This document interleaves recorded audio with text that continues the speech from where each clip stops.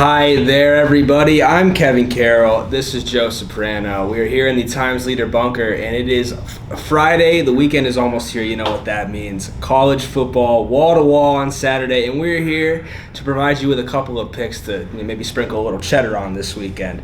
I had a week to forget last week. I think I went 1-2. Joe, I don't know how you did. I went 2-1. In the last 2 weeks, I'm 4-1. So I think I would qualify as red hot. Red hot, white hot even. Oh my God, I'm not. I am trending the opposite way, but we're going to get back on track this week. I've got a couple of picks here I really like. You want to start? I should start? Who should start? Yeah, I'll start off this week. Right. I looked at the board. I don't think it's a strong week. I think I agree.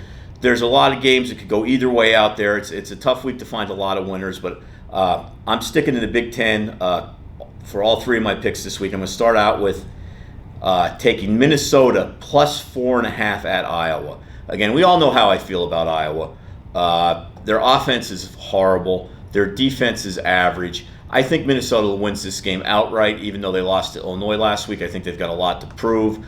I think that it's going to come down between them and Wisconsin in the West in the Big Ten.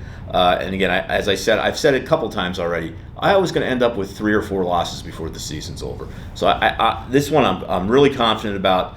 Minnesota plus 4.5 at Iowa. I like that one too, but I figured I'd leave it to you, the resident Iowa hater on the show.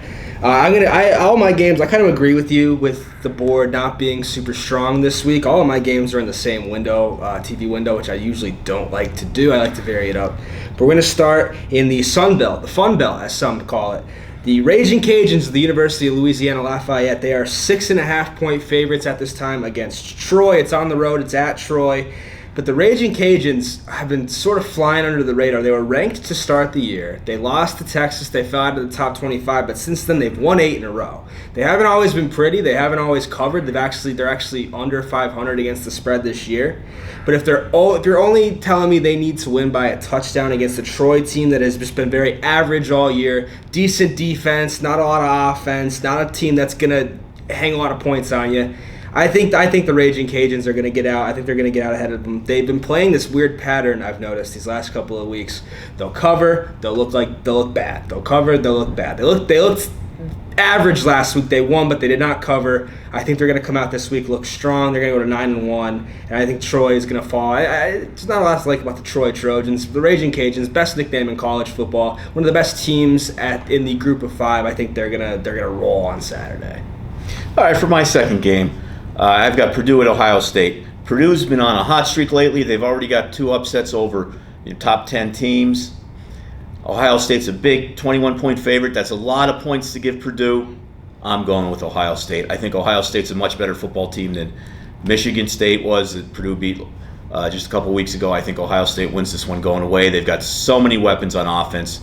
Their defense, I think, you can put points on the board against their defense, but I think in this one they just outscore Purdue. I don't think Purdue's going to be able to keep up. It might be close for a while, but look for Ohio State to pull away in the end and easily cover that 21 points. Alrighty, I'm gonna go up to the Power 5 for my next pick. 3:30 start. The ACC. Boston College is on the road at Georgia Tech. They're 2.5-point underdogs, or maybe it's down to about 2 by now.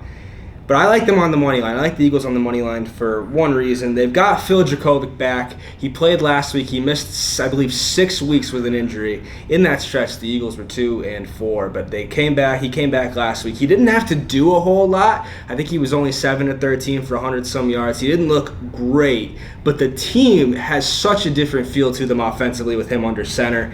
They ran the ball really well. Pat Garwell, the third, ran for over 100 yards, and I think they're just a better team than Georgia Tech. I don't know why I know it's at Georgia Tech, so maybe that's why they're giving a point or two.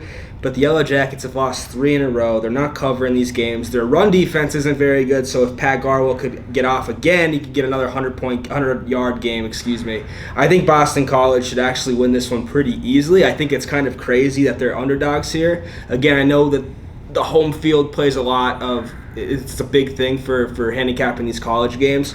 But I like Boston College. I like Phil Dracovic. I wish he was still at Notre Dame. I miss him terribly, but he's doing great things at Boston College, and I think he continues to perform and impress this week. All right, for my final game, I'm going to go into Happy Valley. Penn State's a 1.5-point underdog at home. I'm going to tell you, throw out the points. It's a 1.5 points. It's not going to make a difference. It's not going to be a 1-point game. It's not going to be a 2-point game unless it goes to 9 overtimes. Take Penn State on the money line. Shop around to the different apps. See where you can get the best money line. They'll vary a little bit from app to app if you do some comparative price shopping. I don't feel real strongly about this one, but I want to give you a third game. I think Penn State usually plays down to the level of its competition or up to the level of its competition. And here again, a couple weeks ago, I went against Pitt because of Pat Narduzzi, because he's a moron.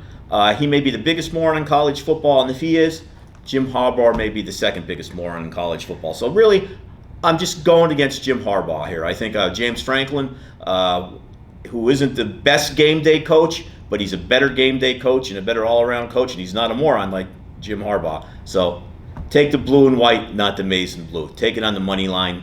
There could be some money to be had there for you. No love lost in this room for Jim Harbaugh, that's for sure. I don't like him myself. My last game, bit of a backstory for this one. I've got Tulane at home. They're 2.5-point underdogs against Tulsa. I always thought this was a rivalry, but I think that's because they have similar names.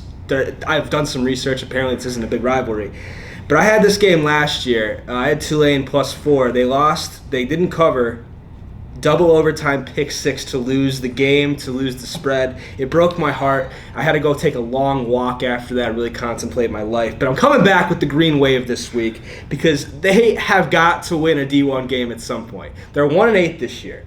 Their one win is against Morgan State out of the FCS. But they've played good. They've played some pretty good games. That first week of the season, they took Oklahoma to the limit. 2 weeks ago, they took Cincinnati to the limit. They ended up losing by, I think, 15, 16 points, but they were right there with Cincinnati the whole game. Tulsa was actually right there with Cincinnati last week as well, but Tulsa as a favorite this year against the spread, 1-5. It's not a position they're comfortable playing. I think Tulane's got a little bit to play for after that game last year. Hopefully they do. If they don't, I'm going to be really upset. But I think the Green Wave, I'm riding the Green Wave. I am riding the Green Wave, and I'm going to make some green off the Green Wave, so I hope you do too.